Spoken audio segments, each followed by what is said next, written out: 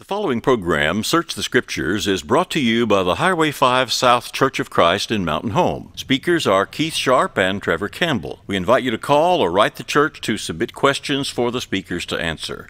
We'll provide answers from the Bible to your questions. Trevor, do angels have wings?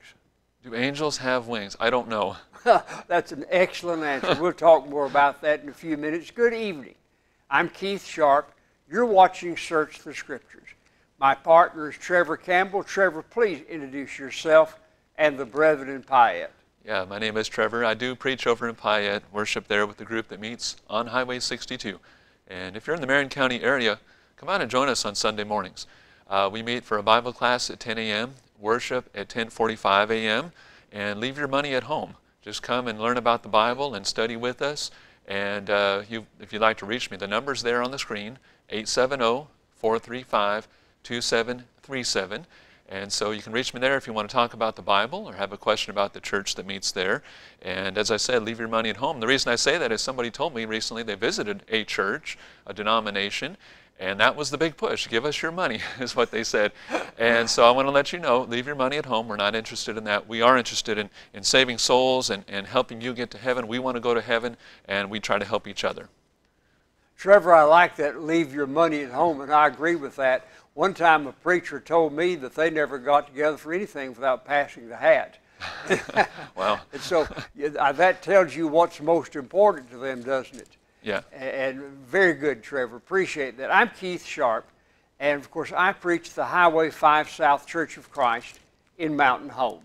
We have our Bible classes at 10 o'clock on Sunday morning, and then we have worship assemblies at 11 o'clock on Sunday morning and 2 o'clock on Sunday afternoon. We have our Wednesday evening studies at 7 o'clock. We have a ladies' Bible class at 10 a.m. on Wednesday. You're invited to those. Of course, the ladies invited to the ladies' Bible class. We hope you'll come to be with us. To get to our building, you'll go southeast from Mountain Home. If you turn to the southeast off of the 62-412 bypass around Mountain Home and go 1 mile, we're on the left.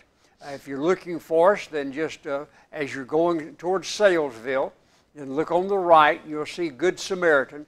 Then look on the left, and you'll see the sign for the Highway 5 South Church of Christ. We invite you to come and worship with us at those times. Now, of course, your questions generate the subject matter on this program. So we invite you, please, to call in your questions for us. If you want to call a question to me, now Trevor's told you how to be in touch with him. If you have a question for me, then you can call me at 870-321-5746.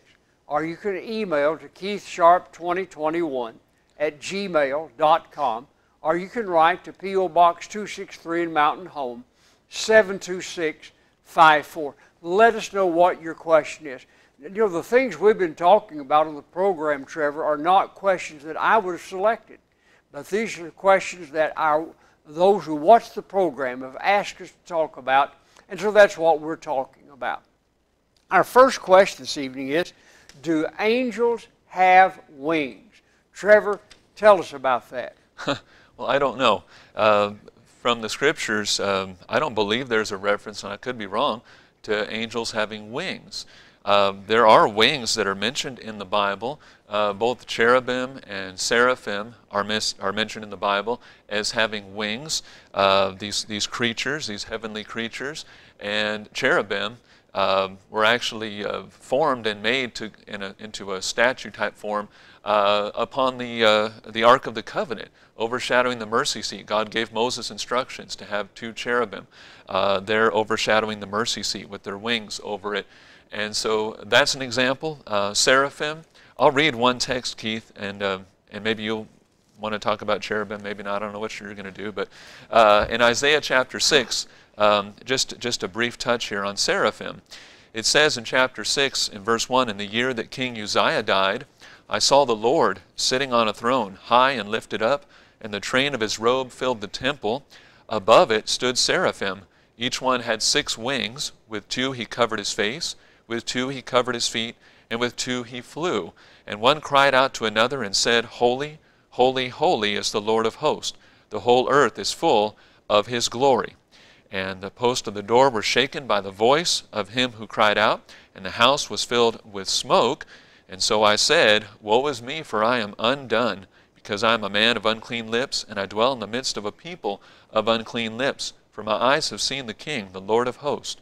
And then one of the seraphim flew to me, having in his hand a live coal, which he had taken with the tongs from the altar. And he touched my mouth with it, saying, Behold, this has touched your lips.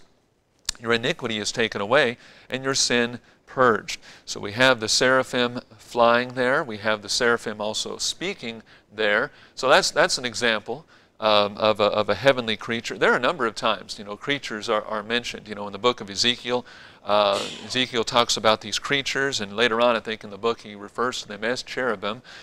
We also see living creatures in the book of Revelation as well. But as far as I know, Keith, there's no specific reference to an angel or angels having wings. If they do, it's just not mentioned that I'm aware of. So that's about all I have to say. So there's some heavenly creatures with wings that are spoken of, but I don't see anything on angels specifically. All right, thank you, Trevor, and I agree with you. In Hebrews chapter 1, and in our last program, Trevor made reference to Hebrews chapter 1, and Jesus Christ is compared to angels in Hebrews chapter 1, and He's above angels. They worship Him, and that's the point that the writer of Hebrews makes. But in Hebrews chapter 1, verse 7, it says, And of the angels, he says, who makes His angels spirits, and His ministers a flame of fire. So angels are spirit beings. Notice this is repeated in Hebrews 1, verses 13 and 14. But to which of the angels has He ever said, Sit at my right hand till I make your enemies your footstool? See, again, he's comparing them to Jesus Christ. Are they not all ministering spirits, sent forth to minister for those who would inherit salvation? Now, so angels in their form, unless they change form to appear to a people, which they did from time to time. There's many examples of that, particularly in the Old Testament. But in their form as angels, they're spirit beings. A spirit being has no body, it has no form. In Luke chapter 24, verse 39, Jesus told His disciples after His resurrection to handle Him, to look at Him, and to see that He had hands and feet and so forth, said, because a spirit does not have flesh and bones. This is Luke 24:39. A spirit does not have flesh and bones, as you see that I have. A spirit has no physical body. It's an ethereal being, a being without form and without visible shape to us as humans. And so in their form as angels, they have no wings, they have no form at all that is visible to the human eye. Rather, they're spirit beings. So no, angels as angels don't have wings. And I'm with Trevor. I know of seraphim being referred to, and that no indication that seraphim and angels are the same thing. Ezekiel 1 is another reference. I think maybe Trevor mentioned that, where seraphim are mentioned as having wings, but there's no, and by the way, that's probably a very, well, I know it's a figurative passage. The entire first chapter of the book of Ezekiel is very figurative, symbolic. And so I wouldn't even take that literal. And so no, angels do not have wings. They're spirit beings as far as their form as angels. Well, Trevor, to go along with that, we're still talking about angels. We have another question we want to look at. Did angels marry women before the flood of Noah? All right, Trevor, go ahead. Well, that's a really good question. I just kind of chuckled because I've had many discussions with folks about this topic. But it is a good question because Genesis chapter 6 is a bit confusing. But I want to make one quick reference, Keith, back to the angels with wings, or do they have wings, was the question. Was, 1 Chronicles 21. Read that chapter on your own. 1 Chronicles 21, that's where God sends a destroying angel, kills 70,000 men of the people of Israel. And in that text, I think it's very interesting that King David himself, looks up and sees the angel, and the angel is in midair. It says he's standing between heaven and earth, standing. And David even sees that the angel has a sword drawn, but there's no mention of wings, which I think that would have been the perfect time for David to say, I saw him flying, with his wings or something like that. There's nothing nothing about that, but rather that he sees that his sword is drawn and he sees him standing, it says, between heaven and earth. So that just means to me someone standing there in midair, basically. So I don't know, just a reference there, something to consider. But Genesis chapter 6, yeah, you know, it is a bit confusing. I think part of the problem is the translation. The translation, you know, of the New King James is basically similar to the Old King James. The Old King James, it was translated so many years ago, centuries ago, and so that language is a bit older. And so we're going to see the word giants used in the text. And I want to just kind of give you a heads up. If you've not studied this in the past, the word giants in this text does not mean what we think it means. We think of these large individuals, right? You know, a giant or something from mythology or something from, you know, that we've seen in storybooks and, you know, things on TV, these giant people. But rather, the term giants there is actually a word in the Hebrew that would just meant a bully or a tyrant or, you know, somebody that's violent, really. And that really fits the context of Genesis chapter 6, the violence that was going on prior to the flood. So in 6:1, it says, "Now it came to pass when men began to multiply on the face of the earth, and daughters were born to them, that the sons of God saw the daughters of men." In the Bible, the sons of God, with the exception of one place in the Bible, the sons of God are God's people. These are followers of God. These are godly people, spiritually minded individuals. The sons of God saw the daughters of men, that they were beautiful, and they took wives for themselves of all whom they chose. And the Lord said, "My spirit shall not strive with man forever, for he is indeed flesh, yet his days shall be 120 years. There were giants on the earth in those days." Now again, that word giants, that's the bullies, the tyrants. "And also afterward, when the sons of God came into the daughters of men, and they bore children to them, those were the mighty men who were of old, men of renown. Then the Lord saw that the wickedness of man was great in the earth, and that every intent of the thoughts of his heart was only evil continually. And the Lord was sorry that he had made man on the earth, and he was grieved in his heart." Now, you can go on from there, and even down to verse 11 talks about the violence that was in the earth. The earth also was corrupt before God, and the earth was filled with violence. So you have these tyrants, you have these bullies, these violent individuals, and you have them having daughters, and the sons of God saw these daughters, they're beautiful, and so they go after them. They marry them, as many as they chose. So what I'm seeing really in the text is God's people making poor choices and it leading to ungodly offspring. And to the point that the whole earth is populated with ungodliness and the whole earth is filled with violence there in verse 11. And to me that goes back to and goes really well with that the better definition of Genesis 6:4, the giants being bullies or violent individuals. And so what I see, Keith, is just a progression of wickedness. We see this other places in the Bible too. God's people not teaching their children the commands of God and not passing along God's knowledge. You know, in the book of Judges, it talks about this. During the days of Joshua, Joshua was a great leader. He was like Moses. He took the place of Moses. Joshua was a tremendous leader. He was a spiritually minded man. He did good things. He said good things. And of course, you can read about him in the book of Joshua itself. But in Judges, it talks about what happened after Joshua died. After he died, and all the elders that served with Joshua, served God in that generation, after they had passed, the Bible specifically says in chapter 7 of Judges that there arose a generation that did not know the Lord. So this lack of teaching that was taking place in that time and the time after Joshua led to people forgetting completely about God. And part of the problem was the fact that they did not eliminate all the pagans and all the pagan worshipers in the land of promise, but rather they let some remain. And so God said, that's going to be a stumbling block to you. That's going to be a problem for you. And it was. They were torn between serving God and serving Baals and Ashtoreths and other pagan gods. And so that's what happened. The young people come up in that next generation and they're seeing the idol worship and they go after it as opposed to going after God. It almost seems like they knew more about the pagan worship than they do about God. And they followed after the pagans and after that type of worship. And so after Joshua passes, it comes to pass that you have a generation that no longer serves the Lord. And I think that's what's going on similarly in Genesis 6. I think you have people of God, but they marry the daughters of these tyrants, these bullies, these violent individuals, because they're beautiful. And so that was the decision to marry these folks. They were attracted to them. They were physically attracted to them, and so they went after them, making a poor choice. And so therefore it led to ungodly offspring, and so then there's a progression of ungodliness. So in short, that's what I think is going on in Genesis chapter 6. I think the context backs it up. And so if you ever want to do your own study on it, do a word study on verse 4 especially, because that word giants doesn't mean what we think of today. All right, Keith. Thank you, Trevor. And the lesson to be learned from that, again, I'd agree with Trevor 100% that that's not angels marrying human women. I'll say more about that in just a minute.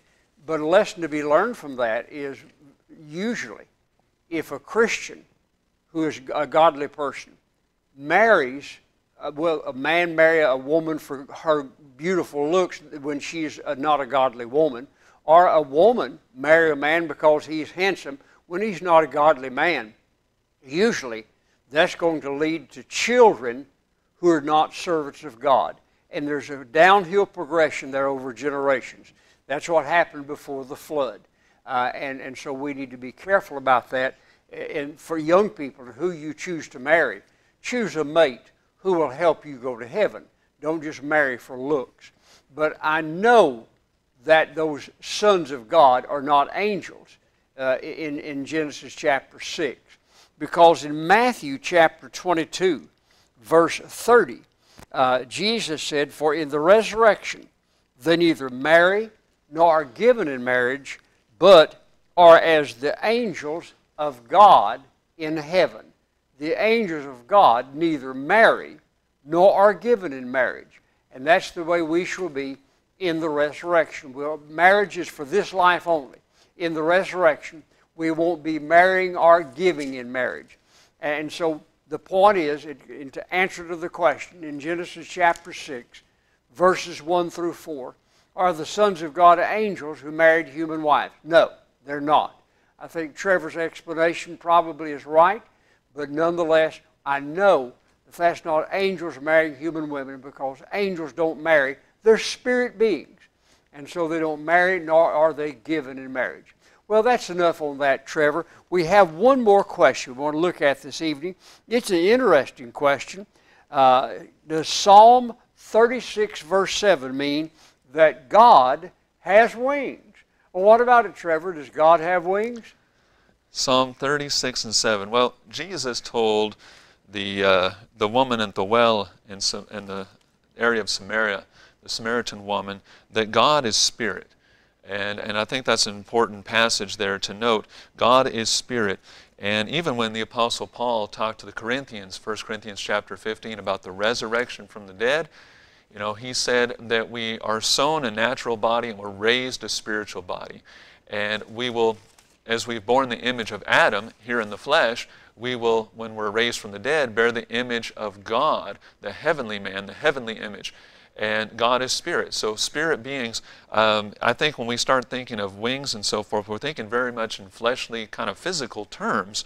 But in Psalm 36, I think it's figurative, and I think it just is giving us an image of God and of His protection in Psalm 36. And I want to read just a little more than just that particular verse. What was quoted? Verse 7, I believe? Yeah. Yes. Yeah.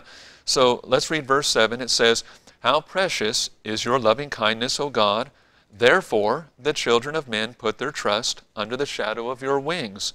But let's continue on. He says, "They are abundantly satisfied with the fullness of your house, and you give them drink from the rivers of your pleasures. For with you is the fountain of life. In your light we see light. Oh, continue your loving kindness to those who know you, and your righteousness to the upright in heart." All right. So here he's talking about, God's protection, if you will.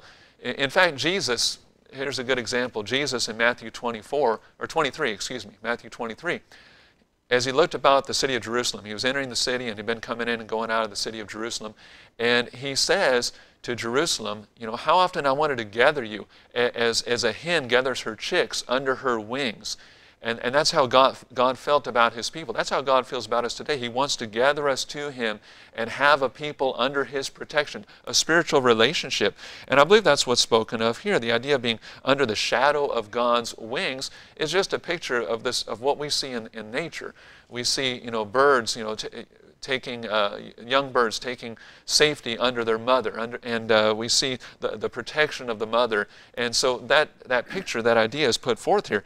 And then he even goes on to talk about the fullness of God's house, you know, being supplied spiritually from the house of God, and being given drink, you know, the waters of life are spoken of in the Scriptures, the word of life, you know, God feeding us and being in His light there in verse 9, in your light we see light.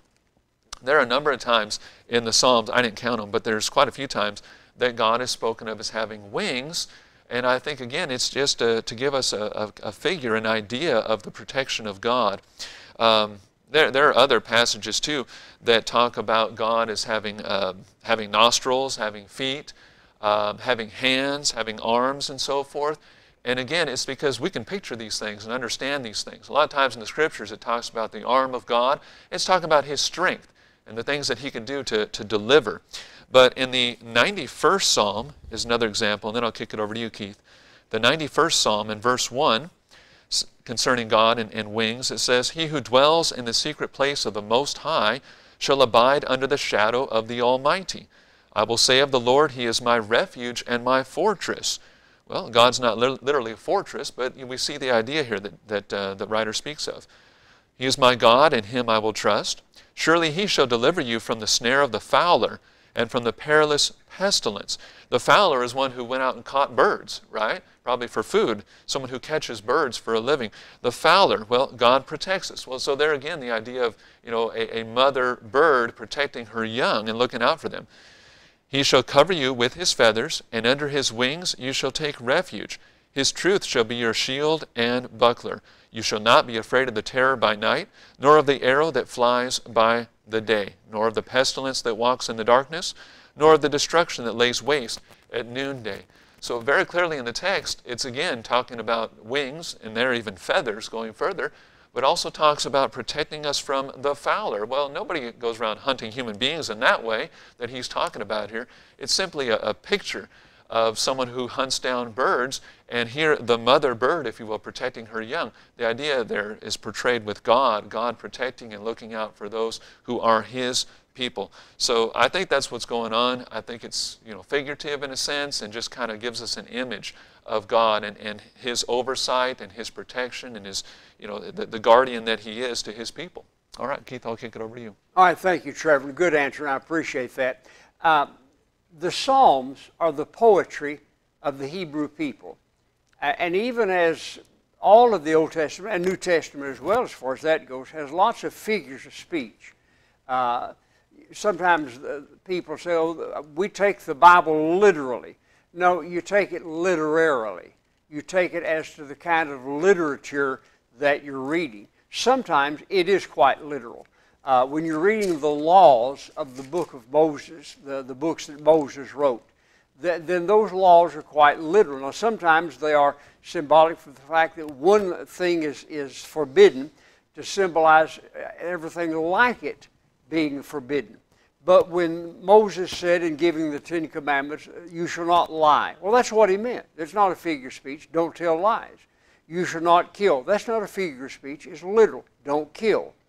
But the Old Testament and the New Testament, perhaps the Old Testament more than the New Testament, abounds in all kinds of figures of speech.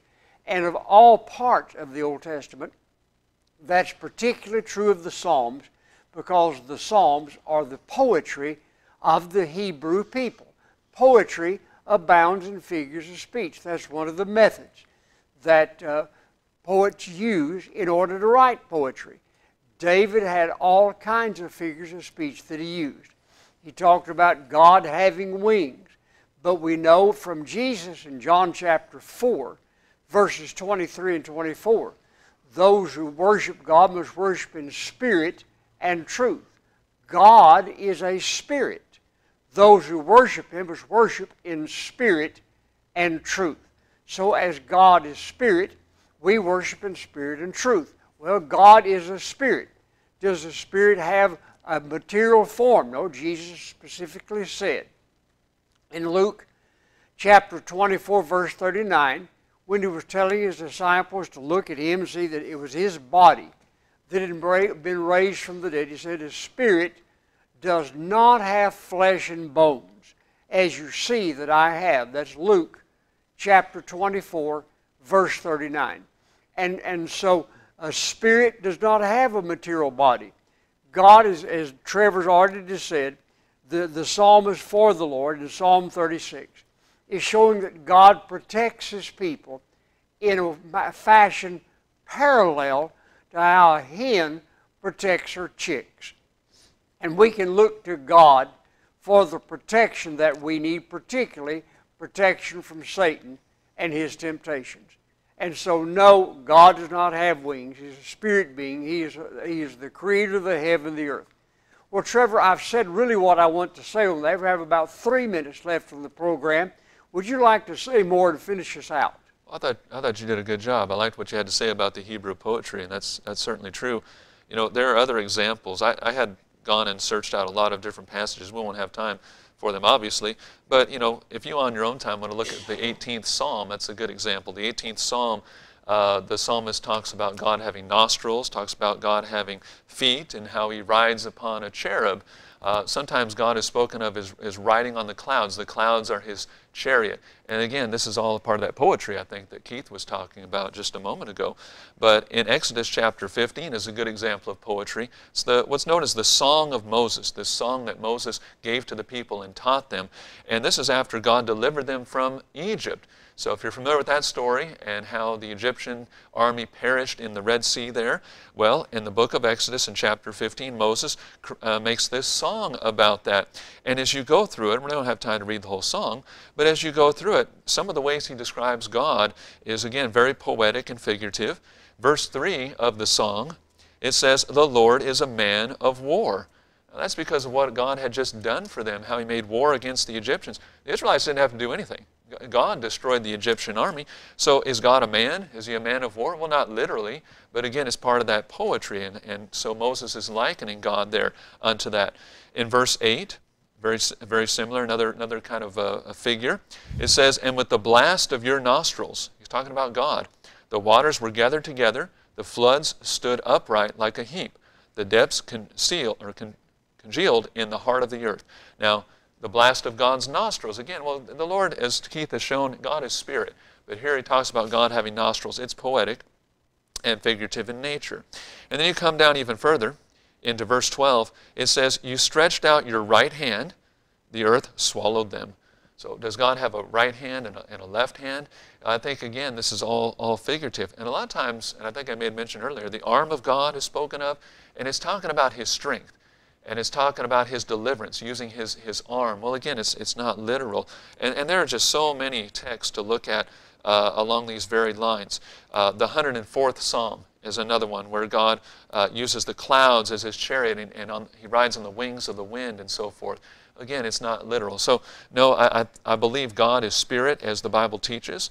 That's what Jesus told the Samaritan woman. And so these physical things are just used to give us an image of God, His protection, His deliverance, and so forth.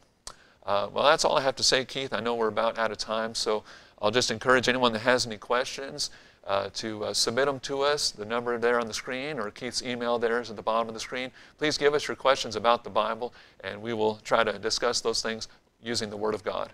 Thank you so much for joining us. Thank you for watching Search the Scriptures. If you have a Bible question or comment, you may call 870-321-5746, email keithsharp2021@gmail.com, or write Keith Sharp at P.O. Box 263, Mountain Home, Arkansas 72654, and your question will be answered on the air.